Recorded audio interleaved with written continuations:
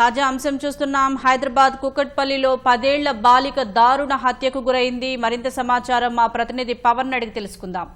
పవన్, హత్యకు సంబంధించి తాజా సమాచారం ఏంటి?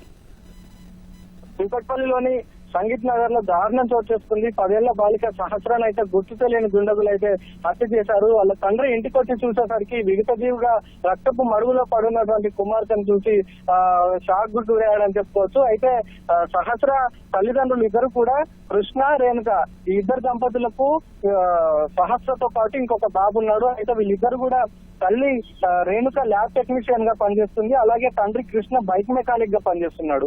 అయితే సహస్ర బోయిన్పల్లిలోని కేంద్రీయ విద్యాలయంలో 6వ తరగతి చదువుతుంది. సెలవులు ఉండటంతో తను ఆ బాలిక ఇంటికి వచ్చింది. అయితే వీళ్ళ తమ్ముడికి బాక్స్ ఇచ్చేందుకు తండ్రి ఇంటికి వచ్చేసరికి అయితే ఈ రక్తపు మడుగులో ఉన్నటువంటి కుమార్తెను చూసి అయితే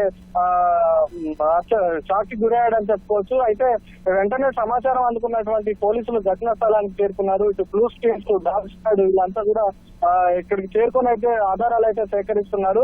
అయితే ఎవరు చంపారు, ఏం జరిగింది అనేది తెలియాలంటే పూర్తిగా అన్ని సీసీ కెమెరాలను కూడా పరిశీలిస్తున్నారు. అలాగే ఈ కుటుంబానికి వ్యక్తిగత కక్షలు ఎవరితో అయినా ఉన్నాయా, లేకపోతే ఆర్థిక లావాదేవీలు ఏమైనా ఉన్నాయనే కోణంలో కూడా అయితే విచారిస్తున్నారు పోలీసులు. సీసీ కెమెరాల ఫుటేజ్ తీసిన తర్వాత అయితే మరిన్ని కీలక విషయాలు వెలుగులోకి వచ్చే అవకాశం అయితే ఉంది. అయితే బయట పనికి వెళ్ళినటువంటి తండ్రి తమ కుమారుడికి బాక్స్ ఇచ్చేందుకు ఇంటికి వచ్చేసరికి ఇంటి తలుపులకి గడియ పెట్టుంది. గడియ తీసి చూసేసరికి రక్తపు మడుగులో ఉన్నటువంటి కూతుర్ని చూశానని చెప్పి కూడా ఇప్పటికే స్థానికులకు సమాచారం ఇచ్చినట్టు ఆ స్థానికులు కూడా పోలీసులకు తెలిసినట్టుగా కూడా తెలుస్తుంది.